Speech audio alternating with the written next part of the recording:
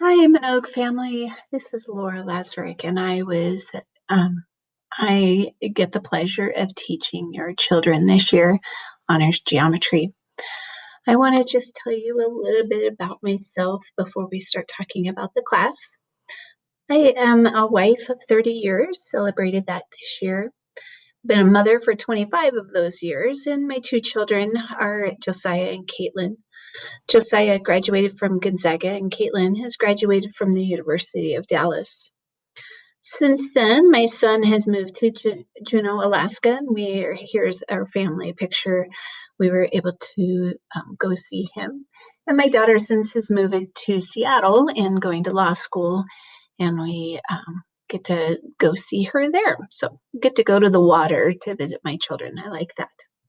Also, I've been an educator for many years, but in a teacher, I should say I've been in the classroom for 10 years and took kind of a little break when I was raising my kids. One thing I want to start out with is when I talk to the kids, I've already talked to them about this, but I would like to just emphasize to you guys that this year may be a hard year for them in math, coming off of maybe a longer break at summer, whatever the situation was there. But I just want you to know that I've already talked to them, but that hard doesn't mean bad. Hard just means they're going to have to work hard this year to achieve the goal that they have set for themselves. So, that being said, I try to use my own personal experiences. So, hard work achieves goals. Here's me on top of Mount Rose. In my mind, I'm a mountain climber. I got to the top of it and I was pretty happy, but it was a lot of hard work. I could have stopped easily, and then I would be disappointed because I wouldn't have had this view. Also, something else is sports. I know a lot of our students are in sports. This is our RTO group, and was hard if you're familiar with that, but we had a great time. This is before, that's why we're all smiles. But now we can get together and we smile about it as well. So just setting those goals. So in the classroom and out of the classroom, setting goals and then achieving them. Just know that it's okay if it's hard. I'm not looking to be easy, but I'm there to help them achieve the goal and do the hard work. I want to say thank you also for sending your students and letting me have the pleasure of getting to know them this year. It's always fun for me, and I'm very excited about being back in the classroom with students. A couple of things, health concerns. We are following all the protocols and the procedures in the classroom. We're 6 feet apart. We're wearing our masks, no shared materials. So just know that I'm trying very hard to keep your child safe. Second, on that safety issue is if you need to keep your student home, of course, we have our online learning and digital learning, but I'm also recording the classes. And so if they are not able to be present, they can watch a recording of the class, and I'll address that in a second about that. I also want you to know I care about your student and let them and remind them of that when you may be hearing some times when it maybe sounds like I don't care. I will push your student. Push doesn't mean I don't care. Push means that I'm trying to get the best out of them. Again, make them work hard, but I'm there to also help along the way. So just try to let them know that if they are thinking that I'm just being um, too hard on them, I guess. This the couple of things I'd like to just touch on that tools to help them is in Google Classroom. They should, of course, they're already in that to be able to get into the meets. But in Google Classroom is also our homework, our handouts, our test dates, our notes from the class. So I've already talked to them a lot about notes and printing off notes and to bring them to class, because I know with this digital learning, some of them I've already talked to about being a struggle with the split screen or going back and forth.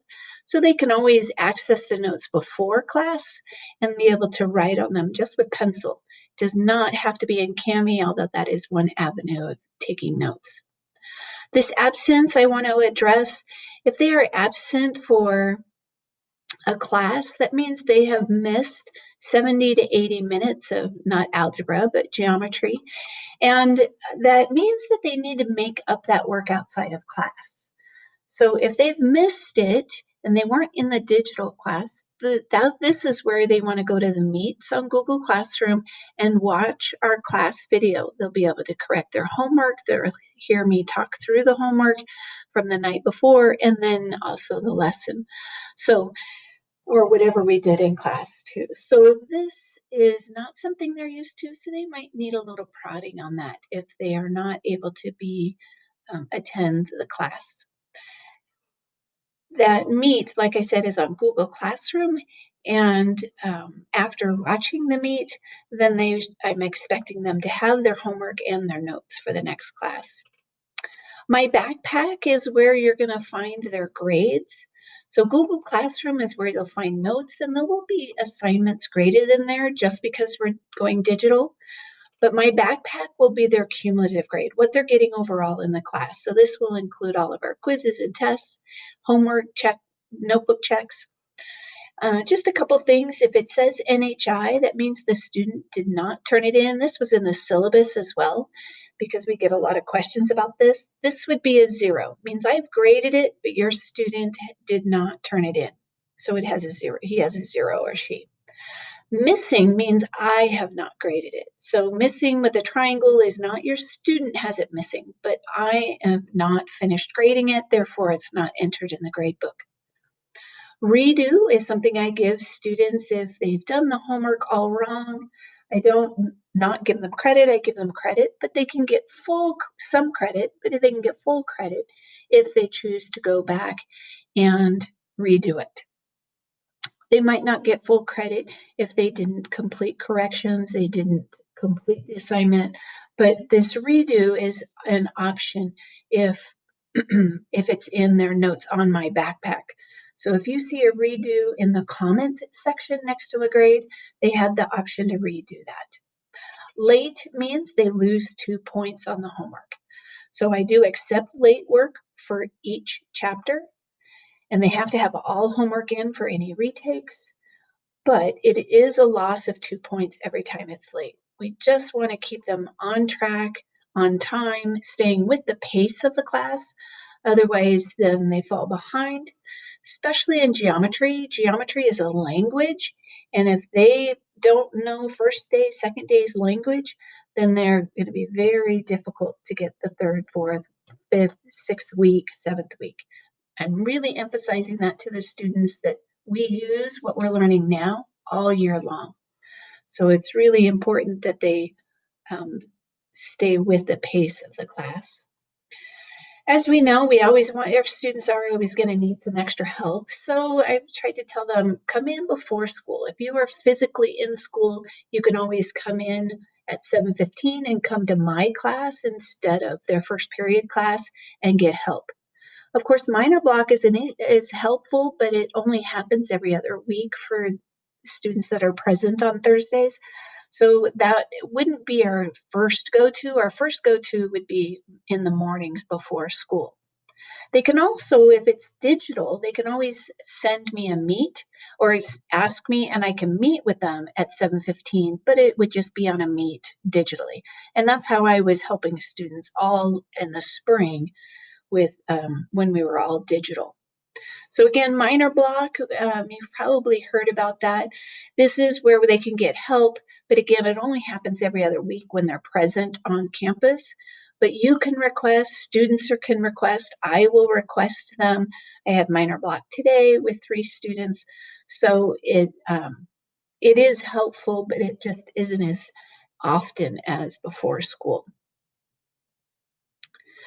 Ways that I can ask you to help your student. I know they're in high school. I expect them to be more self-sufficient for sure, but it is overwhelming at this point. And so if you can just kind of guide them, and for some of them, it's overwhelming because they aren't used to doing homework every day, but they will have homework every single day. It is an honors class, so their homework is going to be involved. I'm working with them. The amount of homework they've had lately has been a lot, but they're used to being able to do homework very quickly. And geometry being a new language basically for them, it is going to take them more time to do that. So again, it kind of goes back to that first thing. If they want an A, they're going to have to work hard to get that A or B or that understanding that they need. I've talked to them about printing off their notes, and I mentioned this already. There's two ways they can take notes. They can either take it on the computer on Cami or print off notes. I would highly suggest if they're at home that they print off the notes before we take them, and then that way they have those hard copy already done. If they are taking them on the computer, that's fine. But I have found students do not reference their notes when they're on the computer. That's what I have found. So I'm asking them to print them out every day. So if that is so just so you know, that's an expectation. So they can have them in a notebook and they can use them on quizzes and tests and that kind of thing. They need to be doing their homework with their book, using their notes. There's helps from the digital book as well. And so those are the resources we want them to be accessing to be able to complete their homework, not just looking up, obviously not looking up answers, but just know that they have other resources other than just their notes in class, but their digital book. If they have a study group, I would just caution that they are talking the language. And I've already said to them, it's always great to have somebody they can talk the language out, which why I honestly believe a lot of students end up using tutors because then they can talk with the tutor the language. Because our classroom is so small now, being half and half, I'm finding that I'm getting a lot of more, I can get students to talk the language. So I'm hoping that that will really show up this year, that they'll understand the language better. Laptop, of course, should be charged and ready to go with a stylus. Students are going to use Google Classroom daily. They should be checking notes. My comments, I put comments in there so that they can redo. That's where they're going to see those comments as well. So they should be checking for that. My backpack grades go in weekly is what I'm really hoping. So that's where you can check their grade once a week. And I would say probably by the end of the week, like this week, by the end of the week, I would have the grades in. Students, I would like that. The last thing is having students should be fully present. I will mention that to your student. Just make sure, especially if they're at home, it's as if they were in class. So they would not be on their phone. They would not be on any other hangouts.